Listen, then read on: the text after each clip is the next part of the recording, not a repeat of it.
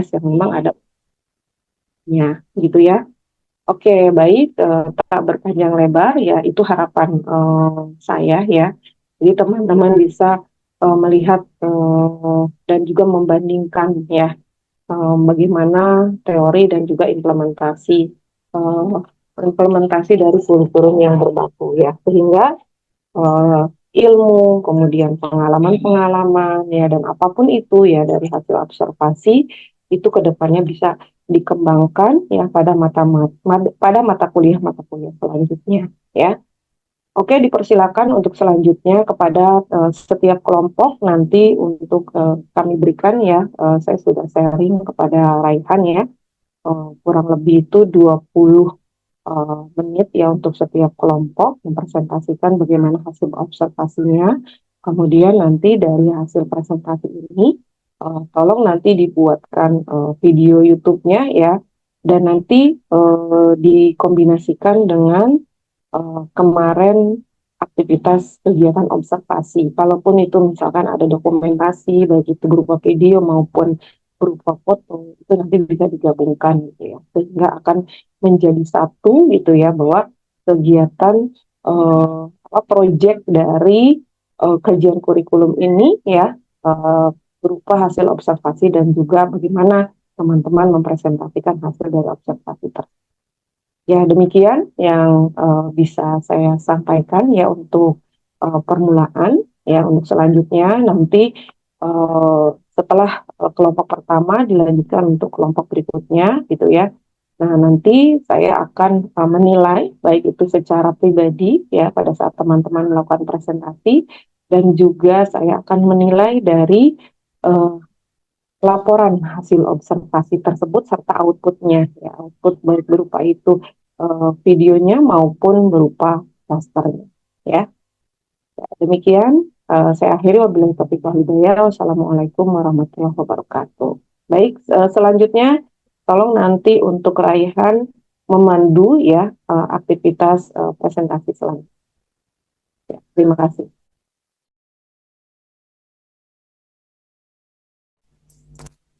Bisa langsung mulai presentasi aja untuk kelompok 1. Selamat siang Ibu dan teman-teman sekalian. Kami dari kelompok 1 akan menyampaikan hasil observasi kami ke SMK Negeri 47 Jakarta Selatan. Sebelum kami menyampaikan hasil observasi kami akan memperkenalkan diri terlebih dahulu. Saya Hana Hosian. Saya Aisyah Putri Lestari. Saya Intan Syahputri. Saya Yusuf. Saya Jasmine Harimali. Dan saya Sabrina Ramadan. Yang pertama itu ada profil sekolah dan waktu observasi. Tempat observasi yang kami pilih itu nama sekolahnya SMK Negeri 47 Jakarta yang beralamat di Condet Pejaten, Kelurahan Pejaten Barat, Kecamatan Pasar Minggu, Kota Jakarta Selatan. Dan kepala sekolah yang menjabat untuk periode ini itu ada Bapak Hasan Kuswana. Status sekolah ini negeri dan akreditasinya A. Lalu untuk waktu observasi kelompok kami sendiri dilakukan pada hari Senin tanggal 16 Desember 2024 pukul 8 pagi waktu Indonesia Barat dan bertempat di SMK Negeri 47 Jakarta, Pejaten Barat, Pasar Minggu. Selanjutnya yang pertama kita akan membahas terkait dengan kerangka dasar kurikulum merdeka.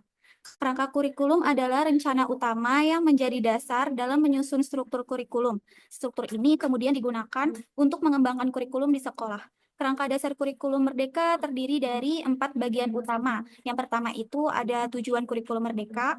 Kurikulum merdeka bertujuan untuk menciptakan pembelajaran yang bermakna dan efektif bagi semua siswa. Pembelajaran ini berdasarkan nilai-nilai Pancasila dan mendorong mereka menjadi pembelajar sepanjang hayat.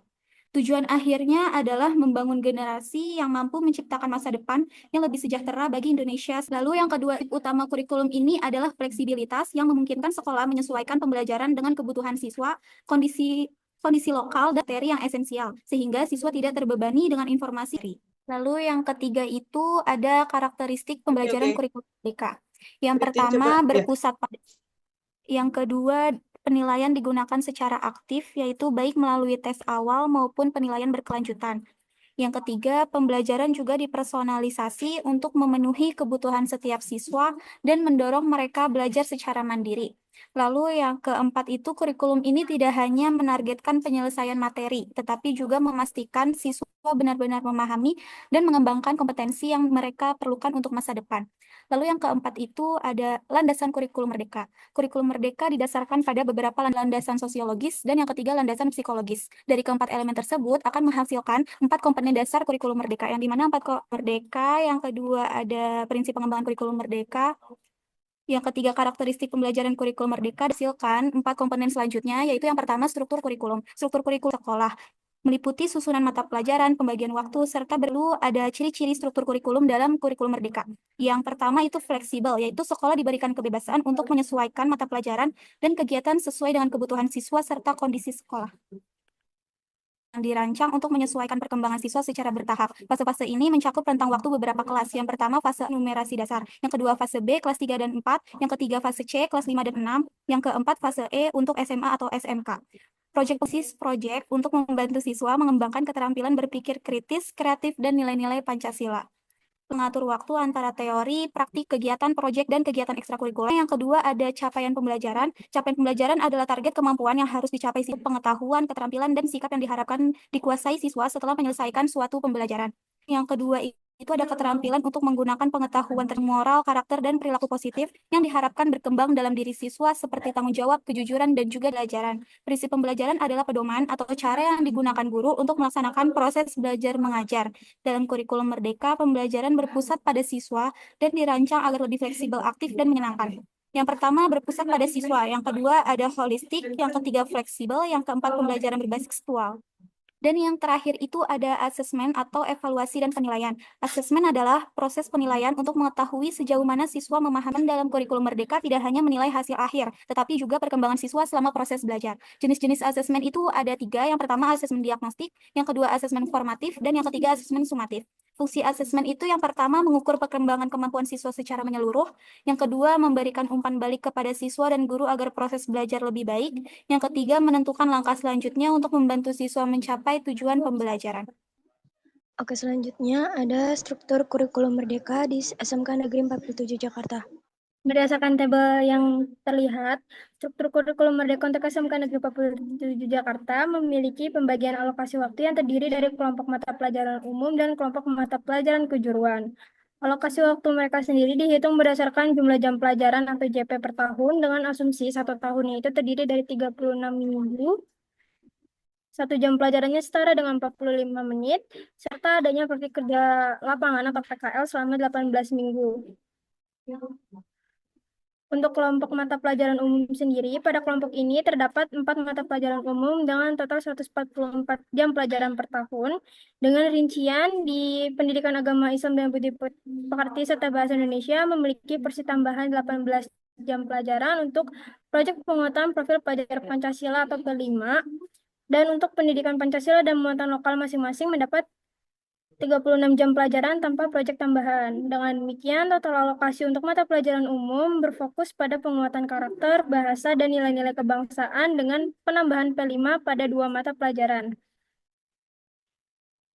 Untuk kelompok mata pelajaran kejuruan sendiri, yang pertama itu ada pelajaran matematika dengan 54 jam pelajaran dan bahasa Inggris dengan 72 jam pelajaran. Lalu ada mata pelajaran konsentrasi keahlian yang memiliki porsi terbesar yaitu 396 jam pelajaran yang mencerminkan fokus pembelajaran produktif sesuai kompetensi kejuruan. Lalu ada proyek kreatif dan kewirausahaan atau PKK mendapat alokasi waktu sebesar 90 jam pelajaran bertujuan untuk mengembangkan keterampilan kewirausahaan siswa. Lalu ada praktek kerja lapangan atau PKL yang dialokasikan sebanyak 792 jam pelajaran yang menegaskan pentingnya pengalaman langsung di dunia industri. Dan untuk mata pelajaran pilihan dengan alokasi 108 jam pelajaran memberikan kesempatan siswa untuk memperdalam kompetensi spesifik dalam bidang akuntansi.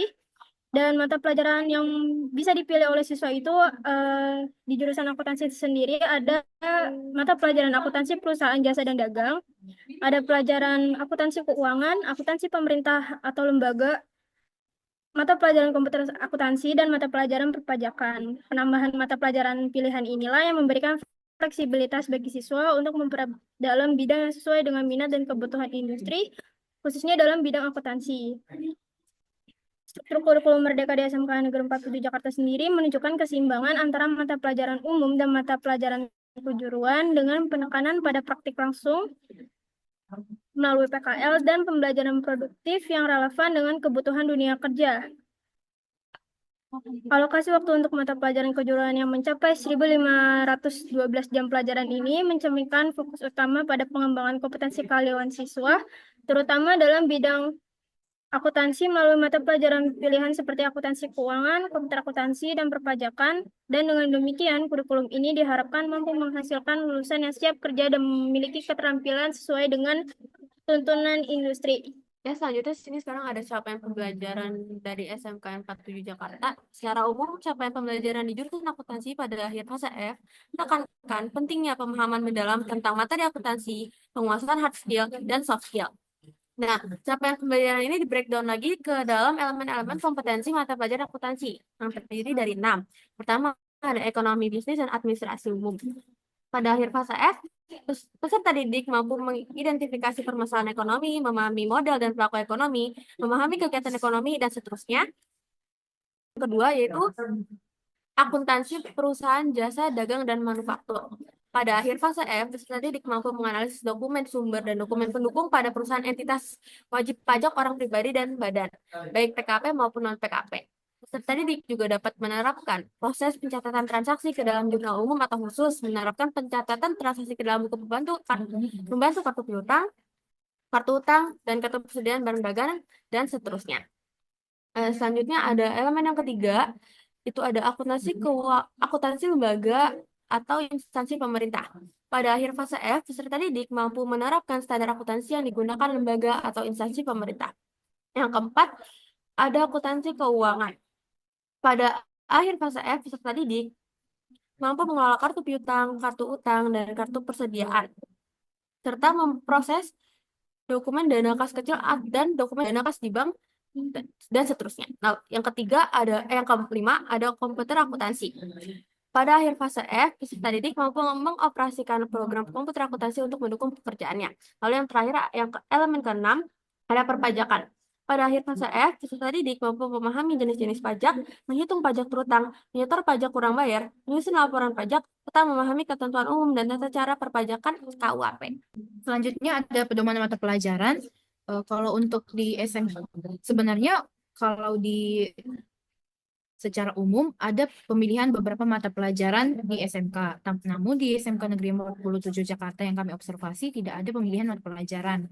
Jadi untuk secara umum, pedoman untuk memilih mata pelajaran pilihan ada 3. Yang pertama adalah minat, yaitu minat dari si siswa tersebut mengenai karir ke depannya atau alternatif karir yang akan dia capai nantinya. Yang kedua adalah bakat, bagaimana siswa ini mempunyai bakat di bidang apa saja dan juga kemampuannya. Nah, kalau untuk pedoman mata pelajaran di SMK Negeri 47 sendiri, di mana mata pelajaran yang sering berubah-ubah pedoman mata pelajarannya adalah perpajakan, di mana perpajakan ini akan berubah, pedomannya akan berubah sesuai dengan undang-undang yang berlaku dari pemerintah. Selanjutnya ada analisis dari capaian pembelajaran per elemen tersebut. Nah, di elemen yang pertama, ekonomi bisnis dan administrasi umum, siswa diharapkan mampu mengenali dan menganalisis masalah ekonomi yang terjadi di masyarakat, memahami berbagai model ekonomi dan peran pelaku ekonomi seperti konsumen, produsen, dan pemerintah. Siswa dapat juga menjelaskan berbagai kegiatan ekonomi termasuk produksi, distribusi, dan konsumsi.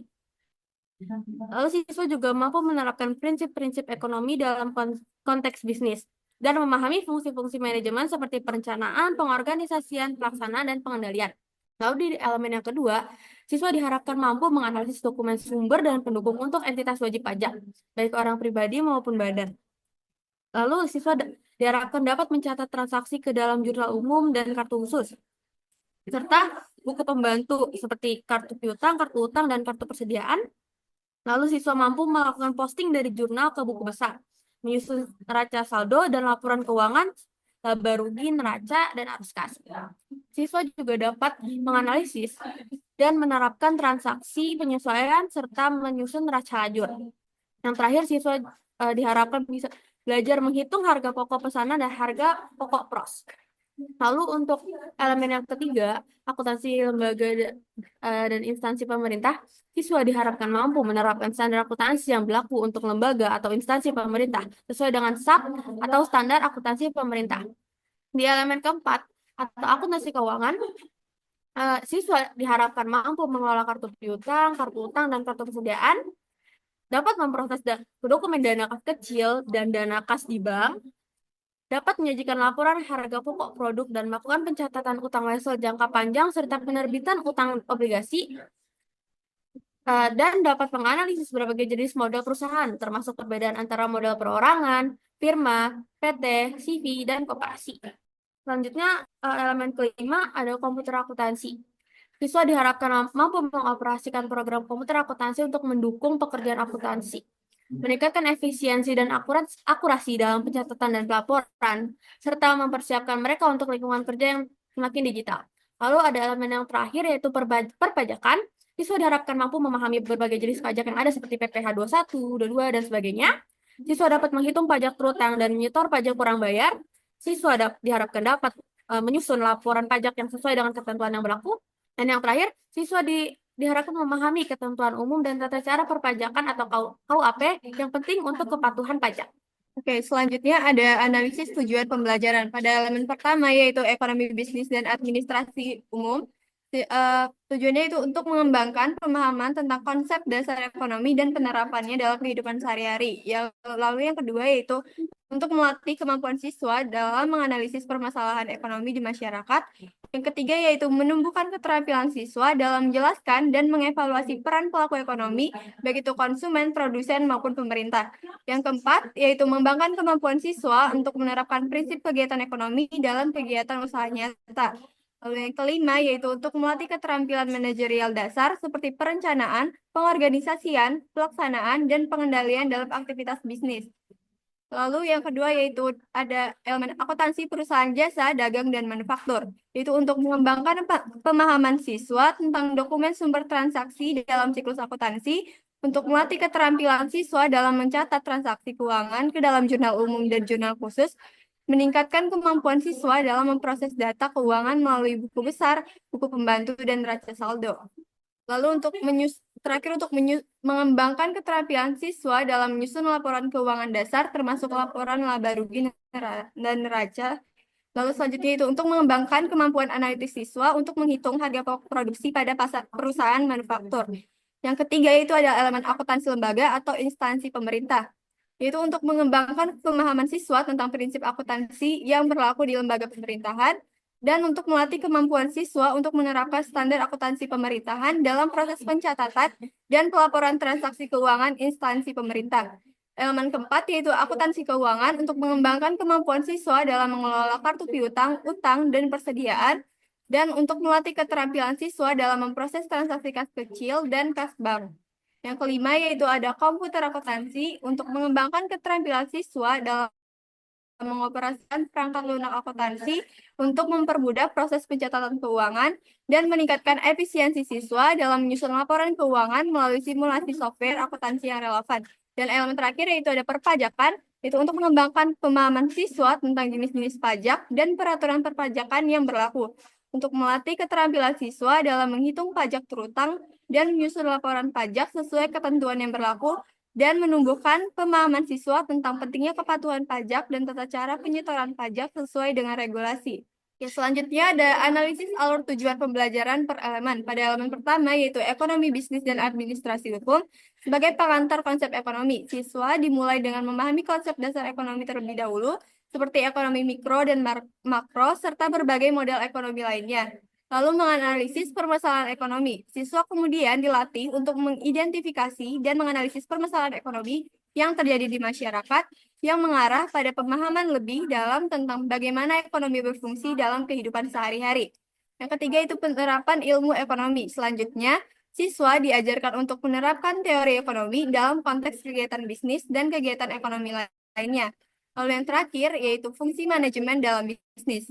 Di tahap akhir, siswa diberi pemahaman tentang fungsi-fungsi manajemen dan bagaimana hal tersebut diterapkan dalam usaha, mencakup perencanaan, pengorganisasian, pelaksanaan, dan pengendalian. Lalu yang kedua yaitu akuntansi perusahaan jasa, dagang, dan manufaktur. Pertama yaitu pemahaman dokumen sumber transaksi, dimulai dengan mengajarkan siswa untuk memahami dokumen sumber yang digunakan dalam proses akuntansi perusahaan. Yang kedua yaitu pencatatan transaksi. Siswa kemudian diarahkan untuk mempelajari cara mencatat transaksi ke dalam jurnal umum dan jurnal khusus, serta buku pembantu. Yang ketiga itu proses buku besar dan neraca saldo. Setelah itu, siswa dilatih untuk memposting jurnal ke buku besar dan menyusun neraca saldo sebagai dasar untuk penyusunan laporan keuangan. Siswa kemudian mempelajari cara menyusun laporan keuangan utama, seperti laporan laba rugi, neraca, dan laporan arus kas. Dan yang terakhir itu menghitung harga pokok produksi. Sebagai tahap akhir, siswa diajarkan untuk menghitung harga pokok produksi pada perusahaan manufaktur, memberikan pemahaman lebih lanjut mengenai proses akuntansi di sektor manufaktur. Elemen yang ketiga yaitu ada akuntansi lembaga atau instansi pemerintah.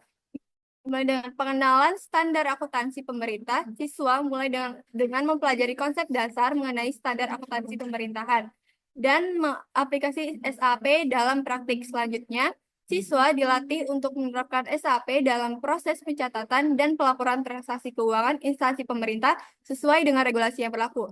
Elemen yang keempat yaitu ada akuntansi keuangan. Siswa memulai dengan belajar mengelola kartu piutang terlebih dahulu sebagai dasar pengolahan keuangan perusahaan. Lalu, siswa dilatih untuk memproses transaksi kas kecil dan kas bank, memahami peran penting pencatatan kas dalam akuntansi. Selanjutnya, siswa kemudian mempelajari cara menghitung dan menyajikan laporan harga pokok produk dalam laporan keuangan. Dan siswa diberikan pemahaman tentang pencatatan transaksi utang wesel jangka panjang dan penerbitan obligasi, memperkenalkan mereka dengan transaksi yang lebih kompleks dalam akuntansi keuangan.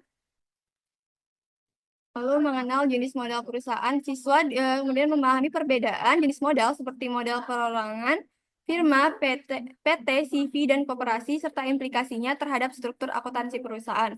Elemen yang kelima yaitu ada komputer akuntansi. Siswa dimulai dengan pengenalan terhadap perangkat lunak akuntansi yang umum digunakan di dunia profesional. Setelah itu, siswa diberi kesempatan untuk mengoperasikan program tersebut dalam konteks nyata untuk meningkatkan efisiensi pencatatan dan pelaporan keuangan. Setelah itu, siswa kemudian melatih kemampuan mereka dengan simulasi pekerjaan akuntansi menggunakan perangkat lunak untuk memperkenalkan mereka pada cara kerja akuntansi digital yang relevan dengan dunia kerja. Terakhir itu ada elemen perpajakan, dimulai dengan mempelajari berbagai jenis pajak yang ada seperti PPh, PPN, dan lainnya, serta peraturan perpajakan yang relevan. Setelah itu, siswa kemudian diajarkan untuk menghitung pajak terutang berdasarkan ketentuan yang berlaku baik untuk individu maupun badan usaha. Lalu siswa belajar menyusun laporan pajak sesuai dengan ketentuan perpajakan yang berlaku untuk memastikan kepatuhan terhadap regulasi pajak, dan akhirnya siswa mempelajari ketentuan umum dan tata cara perpajakan KUP untuk memperkuat pemahaman mereka mengenai kewajiban perpajakan yang lebih luas. Selanjutnya ada beban belajar berdasarkan hasil observasi kelompok ini. Dalam jurusan akuntansi dan keuangan lembaga SMK Negeri 47 Jakarta, fase F dalam pembelajarannya itu mencakup 6 elemen pembelajaran dengan total 18 jam pelajaran. Fokus utama pada fase ini itu adalah penguasaan keterampilan akuntansi lanjutan yang sesuai dengan kebutuhan industri dan dunia kerja. Fase F sendiri memberikan porsi 4 jam pelajaran terbesar untuk elemen pembelajaran akuntansi perusahaan dan akuntansi keuangan, yang mencerminkan fokus pada penguasaan akuntansi berbasis praktik untuk dunia kerja. Selain itu, mata pelajaran seperti komputer akuntansi dan perpajakan memberikan keterampilan khusus yang sangat dibutuhkan di dunia industri modern. Dan dengan total 18 jam pembelajaran ini, pembelajaran di fase F dirancang untuk membekali siswa dengan keterampilan akuntansi lanjutan yang komprehensif sehingga lulusannya itu mampu bersaing dan memenuhi tuntutan profesi akuntansi di berbagai bidang, baik swasta maupun publik. Selanjutnya ada analisis SWOT. Yang pertama ada strength yang berisi tentang kemandirian siswa, teknologi dalam pembelajaran, link and match dengan dunia kerja, pengembangan soft skill, dan proyek nyata atau PBL. Yang kedua ada weakness yang dimana berisi tentang ketidaksiapan guru, fasilitasnya yang terbatas, ketimpangan akses teknologi, dan adaptasi siswa yang berbeda. Selanjutnya yang ketiga ada opportunities yang dimana berisi tentang pembelajaran berbasis proyek. Yang kedua ada kemitraan dengan industri, terus ada pengembangan kompetensi dan peningkatan daya saing lulusan. Yang terakhir ada trik yang dimana berisi tentang beban administrasi guru, kesulitan penyesuaian, kurangnya kesadaran siswa terhadap belajar mandiri, minimnya penguasaan teknologi. Baiklah, berikut ada beberapa dokumentasi observasi kami. Pertama ada cuplikan video saat kami wawancara. Baik, selanjutnya ini ada dokumentasi foto saat kami sebagai observer mendokumentasi dengan pihak sekolah. Baiklah, selanjutnya untuk dokumen-dokumen kurikulum dari SMKN 40 Jakarta, dikarenakan jumlah halaman tiap file yang cukup banyak, file tersebut kami lampirkan di link drive berikut. Nanti kami akan share atau teman-teman bisa akses di kemudian waktu. Nah, berikut adalah poster atau infografis kurikulum Merdeka yang telah kami susun berdasarkan hasil observasi kami. Sekian presentasi kami mengenai hasil observasi ke SMK Negeri 47 Jakarta. Apabila ada salah kata atau perbuatan, kami mohon maaf. Kami pamit undur diri. Dadah.